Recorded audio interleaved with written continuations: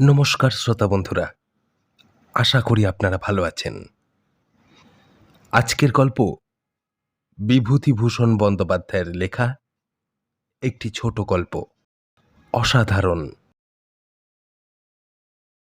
গল্প শুরুর আগে আপনারা এখনও যদি শব্দযন্ত্র চ্যানেলটিকে সাবস্ক্রাইব না করে থাকেন, তাহলে দয়া করে সাবস্ক্রাইব করে নিন, কারণ আপনাদের একটি সাবস্ক্রিপশন আমাদেরকে অনেকখানি উৎসাহ যোগায়। শুরু হচ্ছে আজকের গল্প, বিভূতিভূষণ বন্দ্যোপাধ্যায়ের লেখা অসাধারণ।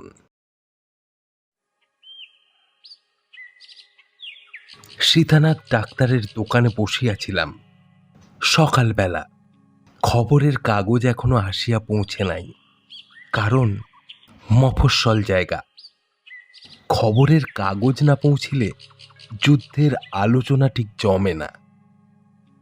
অদূরবর্তী বাজারে প্রাভাতিক সওদা সারিয়া নবীন মুখুজ্জে, শশধর মুহুরী, কেনারাম মুখুজ্জে, মন্মথ মুখুজ্জে, বলাই দাঁ প্রভৃতি ভদ্রলোক সীতানাথের ডাক্তারখানায় স্নানাহারের সময় পর্যন্ত রাজনীতির আলোচনা করিয়া থাকে।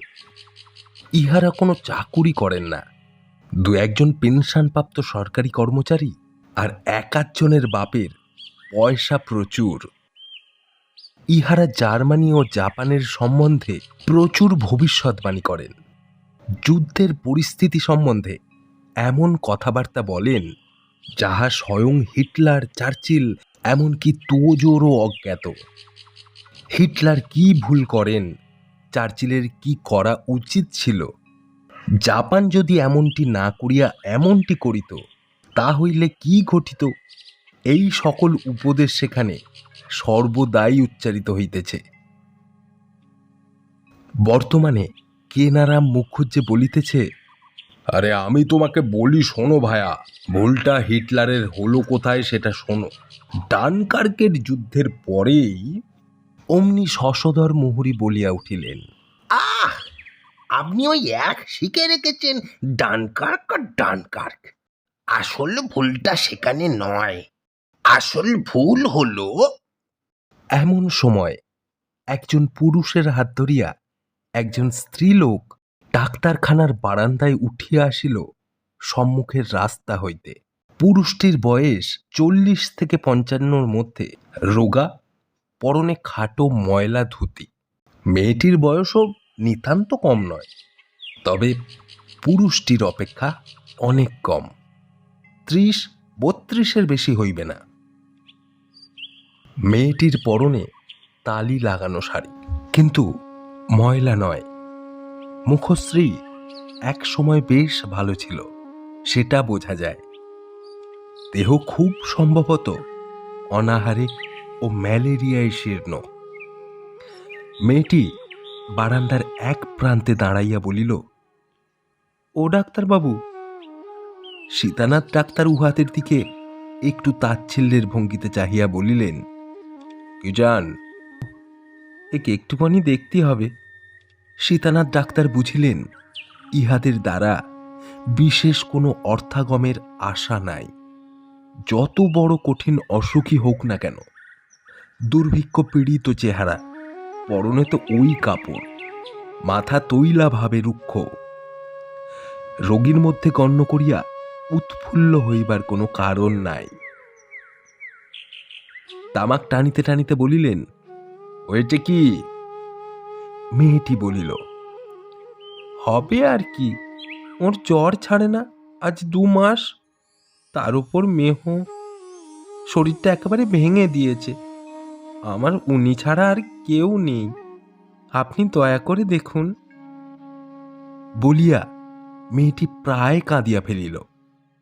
সীতানাথ ডাক্তার বলিলেন, সরে এসো দিকে। পরে রোগী পরীক্ষা করিয়া বলিলেন,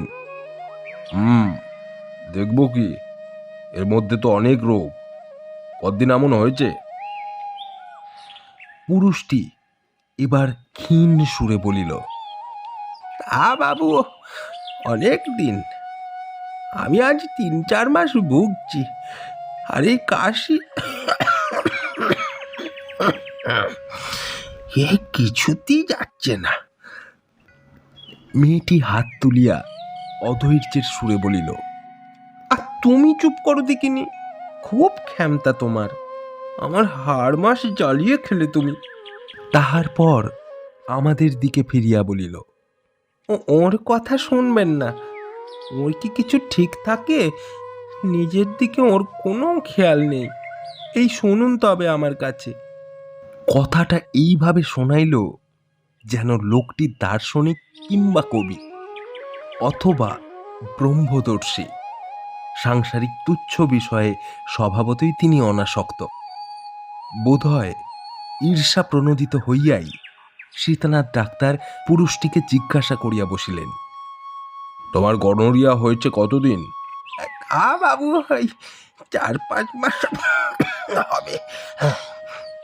সেবার যখন মেয়েটি ঝংকার দিয়া উঠিয়া বলিল, তুমি সব জানো কি না, চুপ করো। না বাবু, 2 বছর হয়ে গেল, আমার হাড় মাস ভাজা ভাজা করে খেলে ওই মিনসে। কি জ্বালায় যে পড়েছি আমি, মরণ হয়তো হাড় জুড়িয়ে যায় আমার। কাহার মরণ হইলে হাড় জুড়ায়, কথার ভাবে ঠিক ধরিতে পারিলাম না। সীতানাথ ডাক্তার বলিলেন, বাড়ি কোথায়? মেয়েটি বলিল, বাড়ি এই ছিটকি পোতায়, আমরা হাড়ি। ও, চিটকি পোতায় হাড়ির বাস আছে নাকি? না বাবু, দেশে দেশে ভেসে বেড়াচ্ছি এই এনারে নিয়ে। বিয়ে করা স্বামী ফেলতে তো পারি নে। আজ 2 বছর উনি বিছানায় পড়ে উঠতে হাঁটতে পারেন না। কত ওষুধ বিশুধ করলুম আমাদের দেশ ঘরে, যে যাহা বলে তাই করি, কিন্তু কিছুতেই সারাতে পারলুম না। দিন দিন যেন মানুষটার উঠতে পারে না, খেতে পারে না। তাই আজ বলি ডাক্তারবাবুর কাছে নিয়ে যাই, একটু দেখুন আপনি ভালো করে, আমার আর কেউ নেই। আমি এতক্ষণ বসিয়া বসিয়া দেখিতেছিলাম, এইবার বলিলাম, তোমার স্বামী কি কাজ করে? মেয়েটি ঝংকার দিয়া বলিয়া উঠিল, কাজ? ওরে আমার কাজের শিরোমণি রে, ও করবে কাজ? সেদিন পূবের সূর্য পশ্চিম পানে উঠবে না। পুরুষটি লজ্জিতভাবে বলিল, না বাবু, এই কাজ আমি করি নে। ওই ধান ভেঙে দায়গিরি করে সংসার চালায়। তা তা এই বাজারে বড্ড কষ্ট হয়েছে বাবু। মেয়েটি বলিল, তুমি থামো না বাপু। বাবু শুনুন তবে বলি, কষ্ট দুঃখর বার্তা ও কি জানে? সংসারের কোনো খোঁজ রাখে ও? কৃতজ্ঞতার আবেগ বোধ হয় অসংবরণীয় হয়ে উঠল পুরুষটির। সে পুনরায় নম্র সুরে বলিল, হ্যাঁ, তা যাও বললে, ও সে কথা সত্যি বটে। ও আমাকে জানতে দেয় না, নিজে সব করবে। আমি তো খাটতে পারি নে, আমার এই ডান পাটা একটু খোঁড়া, হাঁটতে পারি নে। এই দেখুন বাবু, এই পাটা।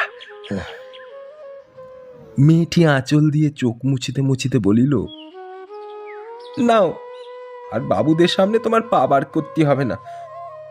কিন্তু দেখিলাম মেয়েটির চোখ ছলছল করিয়া উঠিয়াছে।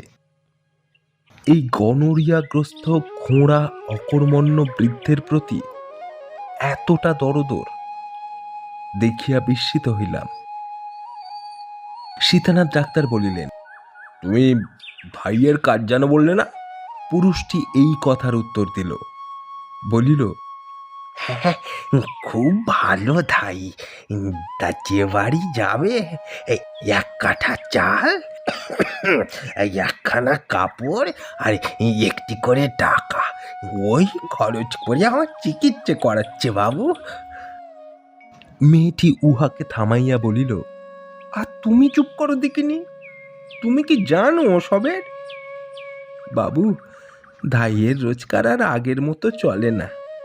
এখন তো আপনাদের এখানে হাসপাতাল হয়েছে পোয়াতিদের জন্য, সব লোক এখন এখানেই আসে। আমাদের কাছে কেডা যাবে? ধান ভেনে যা হয়, 2 মণ ধান ভানলি 5 কাঠা চাল পাওয়া যায়। কিন্তু বাবু, অসুখে ভুগে ভুগে আমার গতর গিয়েছে, আর তেমন খাটতে পারিনি। ধান ভানা বড্ড খাটুনির কাজ বাবু।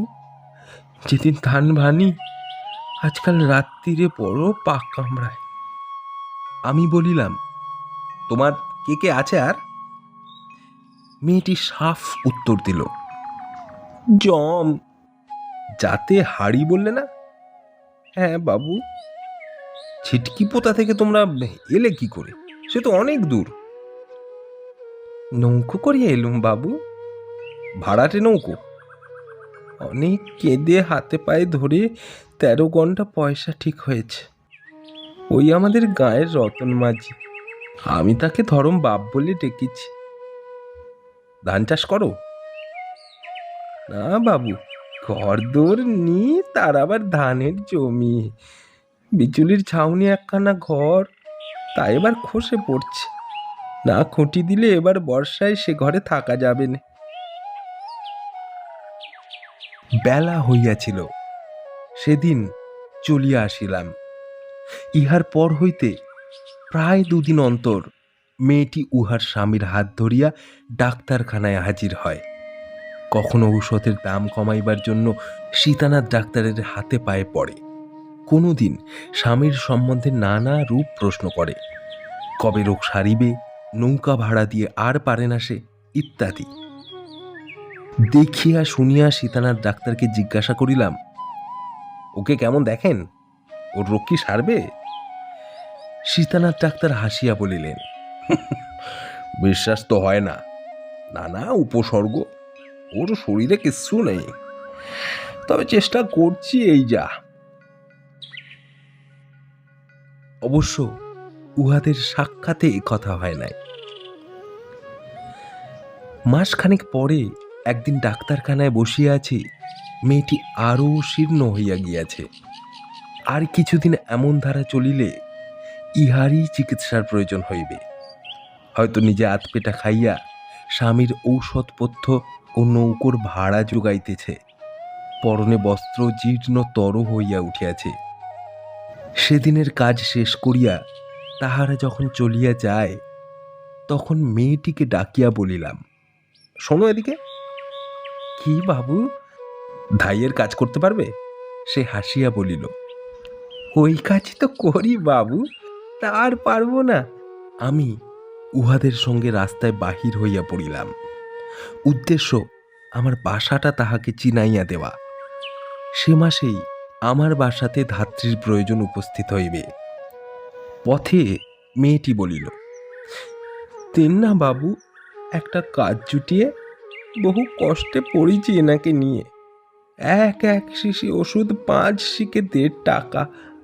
আমার রোজগার বড্ড মন্দা হয়ে গিয়েছে, আর চালাতে পারছি নে। দিন না জুটিয়ে, যা দেবে তাই নেব। 1 কাঠা চাল, 1খানা কাপড়, আর না হয় 8 আনা পয়সাই দেবে, তাই নেব। আমার খাই নেই বাবু, অন্য ধাইয়ের মতো। তা বাবু, আমি রাত্রি আঁতুড়ে থাকবো, সেকতাপ করব, ছাড়া কাপড় কাচবো। অনুনয়ের সুরে বলিল, দিন না একটা কাজ জুটিয়ে। আমি বলিলাম, ওই আমার বাসা, আর দিন 8 পরে আমার বাসাতে দরকার হবে ধাইয়ের। চলো আমার সঙ্গে দেখিয়ে আনি, ওকে এখানে বসিয়ে রাখো। পুরুষটিকে বলিলাম, তুমি এই গাছের তলায় ছায়ায় বসে থাকো, বুঝলে? বাড়িতে আনিয়ে ধাইকে দেখানো হইল, কিন্তু বাড়িতে ও ধাই পছন্দ হইল না। অজুহাত অবশ্য পাড়া গাঁয়ের অশিক্ষিতা ধাই, উহাদের কি জ্ঞান আছে, ইত্যাদি। কিন্তু আমার সন্দেহ হইল আসল কারণ মেয়েটি দেখিতে ভালো এবং আমি সঙ্গে করে আনিয়াছি বলিয়া। পরদিন আবার তার সঙ্গে দেখা রাস্তায়। ডাক্তারখানায় দুজনে চলিয়াছে। আমাকে দেখিয়া মেয়েটি ডাকিয়া বলিল, ও বাবু শুনুন। আমি তাহার কিছু না করিতে পারিয়া লজ্জিত ছিলাম।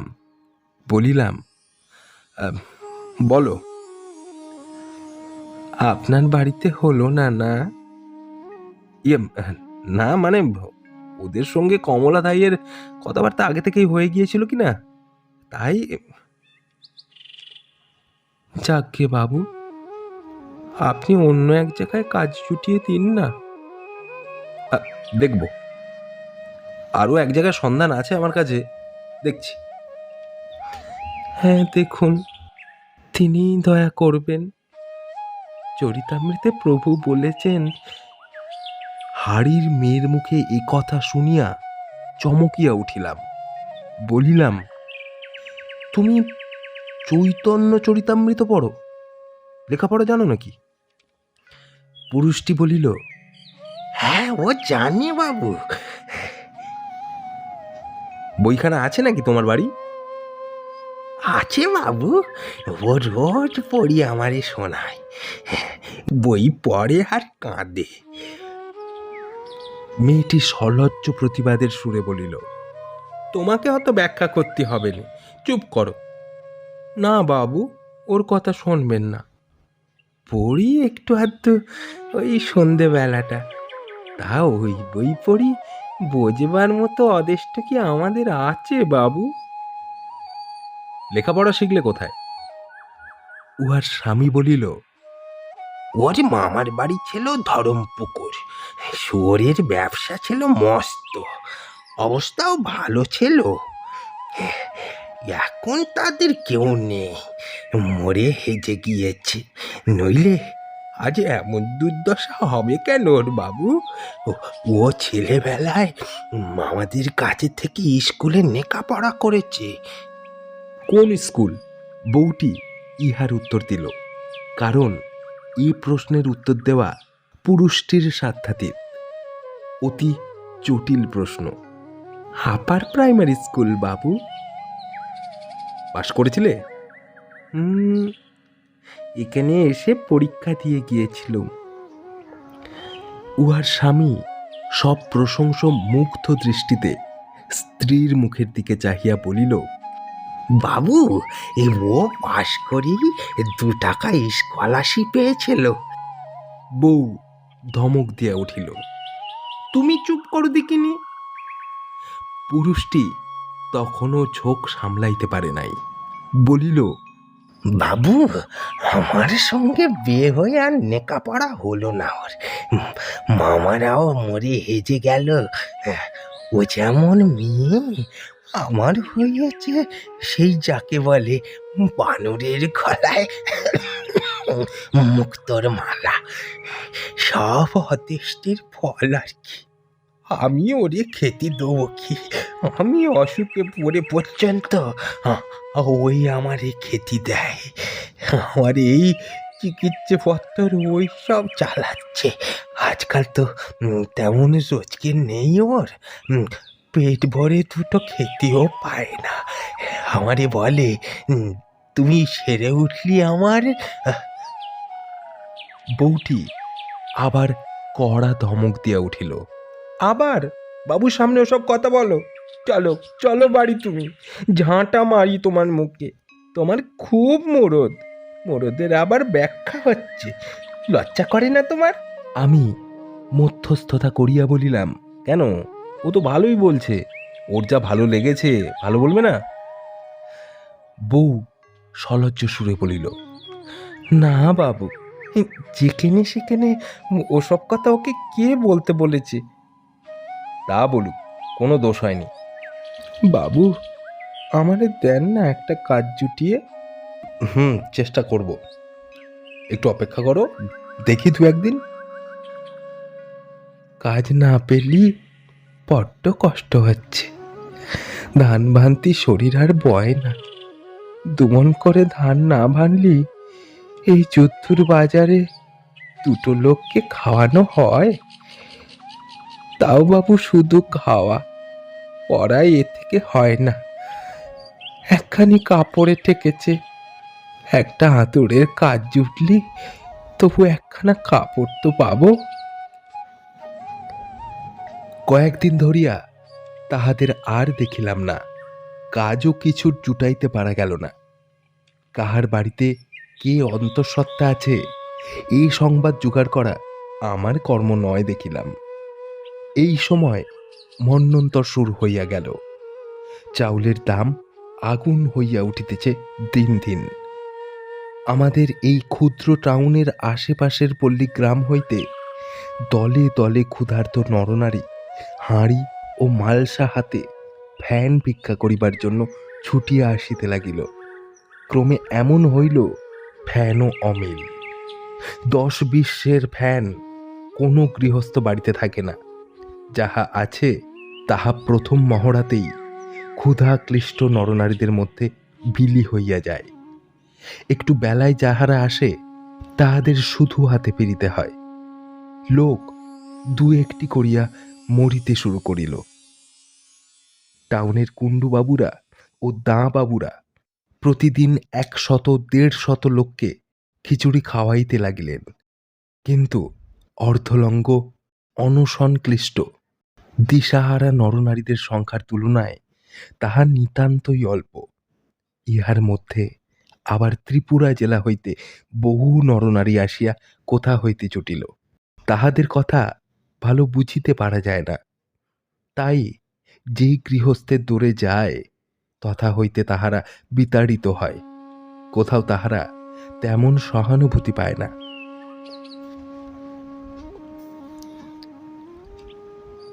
এই মহা দুর্যোগের হিড়িকে কত লোককে তলাইয়া যাইতে দেখিলাম। কতবার মনে ভাবিয়াছি ওই মেয়েটির কথা।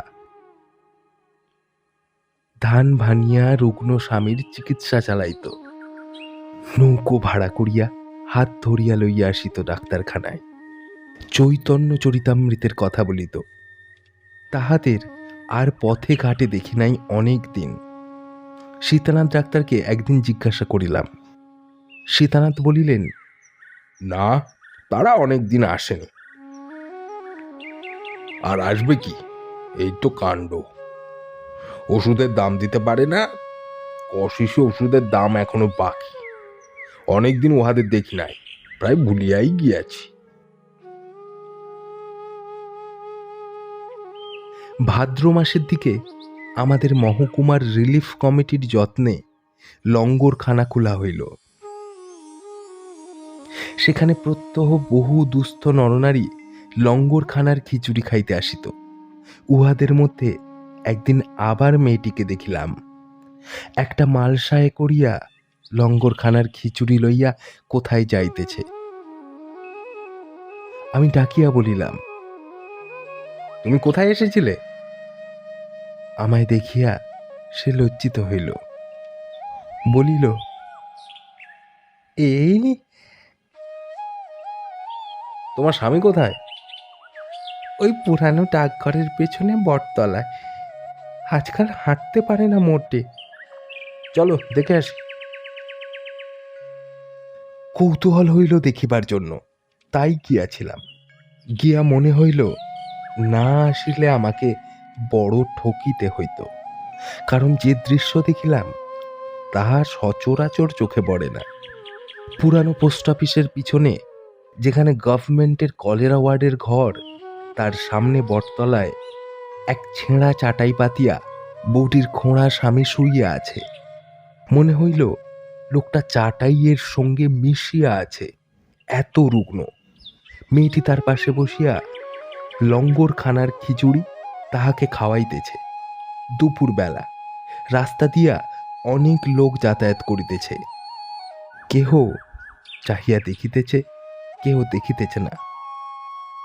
খাওয়ানো শেষ হইলে সে কলেরা ওয়ার্ডের কম্পাউন্ডের টিউব ওয়েল হইতে শতছিন্ন শাড়ির আঁচল ভিজাইয়া জল আনিয়া স্বামীর মুখে নিংড়াইয়া দিল। লোকটা হাঁ করিয়া দুঢোক জল গিলিয়া বলিল, আর একটু খাবো। মেয়েটি আবার গেল টিউবওয়েলের কাছে, আবার শাড়ির আঁচল ভিজাইয়া জল আনিয়া ওর মুখে দিল। আমি কখনো এমন দৃশ্য দেখি নাই। বলিলাম, অমন করে জল আনছো কেন? মেয়েটি বাঁ হাত দিয়া কপালের ঘাম মুছিয়া বলিল, ঘটি বাটি কিচ্ছু নেই, কিসে জল আনি? কেন, মালসাটা? সে মালসাটা তুলিয়া আমার কাছে আনিয়া দেখাইল, বলিল, সবটা খেতে পারিনি, আধ মালসা রয়েছে, রাত্রিরে দেব, খাওয়া কমে গিয়েছে এক্কেবারে। তারপর মালসাটা যথাস্থানে রাখিয়া আসিয়া বলিল, বড্ড কষ্ট হয়েছে বাবু, দিন না একটা কাজ জুটিয়ে, এক কাঠা চাল শুধু, খুব কমের মধ্যে করে দেব।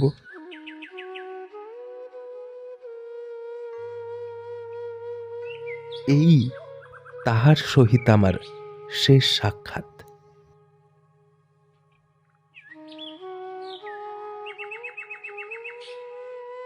এতক্ষণ শুনছিলেন বিভূতিভূষণ বন্দ্যোপাধ্যায়ের লেখা অসাধারণ। গল্পটি ভালো লেগে থাকলে আমাদের চ্যানেলটিকে সাবস্ক্রাইব করবেন। ধন্যবাদ।